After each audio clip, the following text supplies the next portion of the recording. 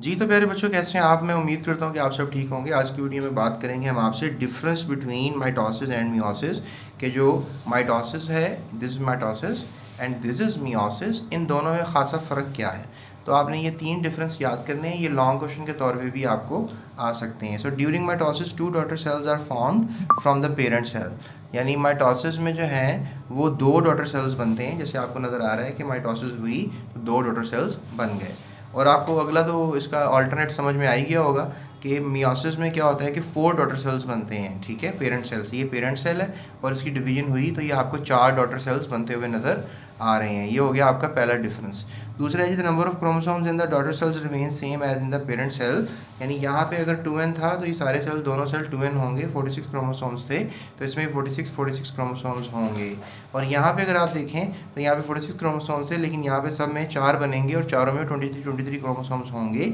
ये डिप्लॉयड है तो ये सब क्या होंगे? हैप्लॉयड होंगे।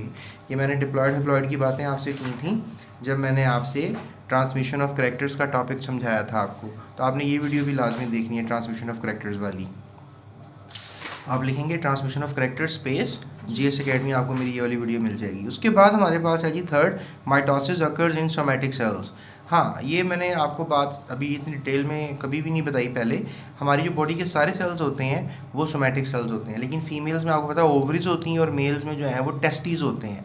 तो फीमेल में जो ओवरीज होती हैं उनके जो सेल्स होते हैं वो सोमैटिक नहीं होते, उनको आप जर्म सेल्स कहते हैं। और जो मेल में टेस्टीज होते हैं उसके भी सेल्स जो होते हैं वो सोमैटिक नहीं होते, उनको हम जर्म सेल्स कहते हैं। और आपको पता है कि जो टेस्टिस होते हैं वो स्पर्म्स बनाते हैं और जो ओवरीज होती हैं वो एग्स बनाती हैं। यानी ये वाला सेल या किसी टेस्टी का होगा या किसी ओवरी का होगा। और ये वाला सेल सोमैटिक सेल है, बॉडी का कोई भी सेल हो सकता है। और याद रखो, बॉडी में ज़्यादातर जो सेल्स होते हैं वो सोमैटिक ही होते हैं।